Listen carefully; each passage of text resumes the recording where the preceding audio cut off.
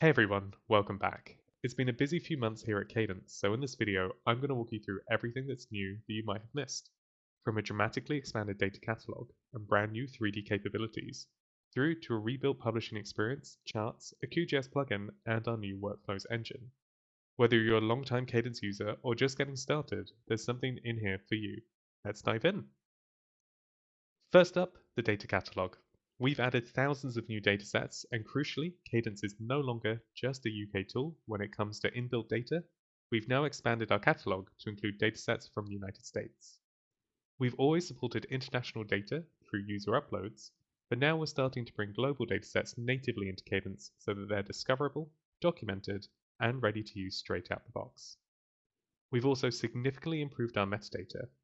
You'll now see dedicated fields for country and region across datasets, making it much easier to filter and find exactly what you need. And with all these datasets comes a whole set of joining keys. If you have data that isn't inherently spatial, say a spreadsheet of sales figures by country or modes of transport by postal codes, you can upload the data as a CSV file and Cadence will automatically turn it into a spatial dataset. No GIS experience required, you bring the data, Cadence handles the geography. Next up, we've been very busy making the user interface more accessible and friendly for new users. We've introduced default styling so organizations and individual users can now set a default color scheme or branding that applies across all maps in a project. This is great for teams who want consistency across their outputs without having to manually style every layer. We've also updated the bounds process. For those unfamiliar, bounds lets you select a geographic area so that Cadence only loads data within it. This dramatically reduces load times and means your maps load quickly and easily. Previously, bounds were limited to just UK local authorities or a bounding box. We've now expanded that to travel to work areas and US state boundaries, with countries and additional geometries coming soon. The interface itself has also had a refresh.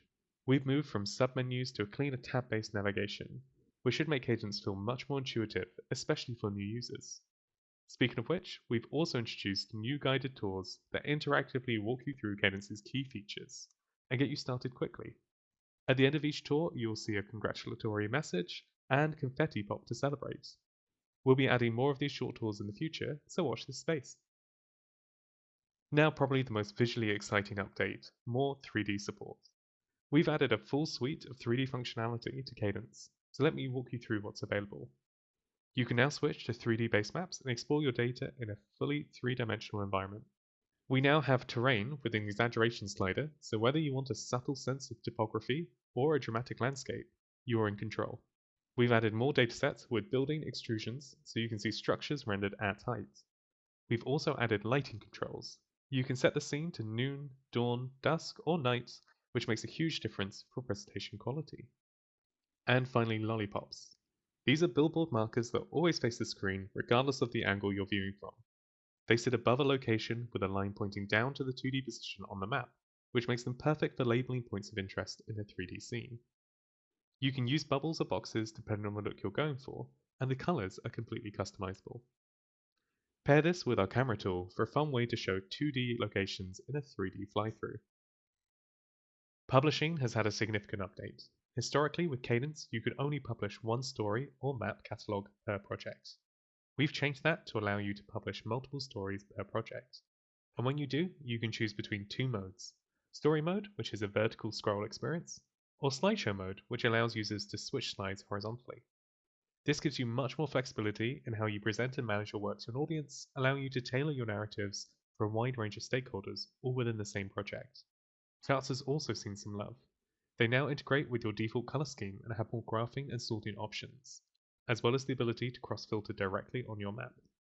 This means you can interact with your chart or map layer to toggle on and off areas of interest.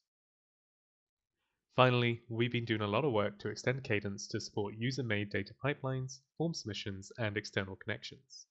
We've released Cadence Workflows, a back-end processing engine that lets you run Python and R scripts directly within Cadence.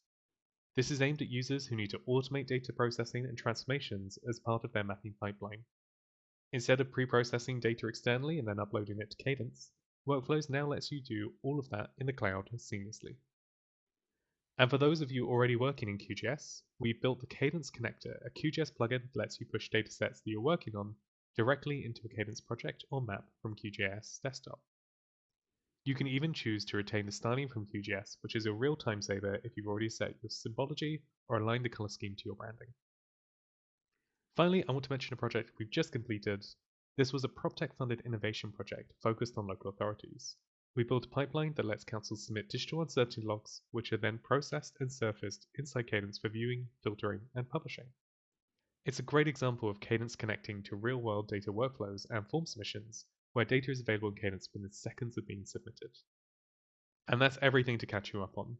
To recap, we've had some big changes to Cadence recently, including a bigger data catalog with US data and improved methods, lots more spatial joining keys, customizable project default styling, updated map bound options, a new UI with guided tours, full 3D capabilities, improved publishing with stories and slideshow modes, enhanced charts, Cadence workflows, Cadence connector, that's the QGIS plugin, and our PropTech uncertainty log pipeline. If you would like to try any of these features, just go to cadence.cityscience.com and click sign in to make an account and get started. If you have questions or feedback, we'd love to hear from you. You can contact us at cadence.support@cityscience.com. Thank you very much for watching.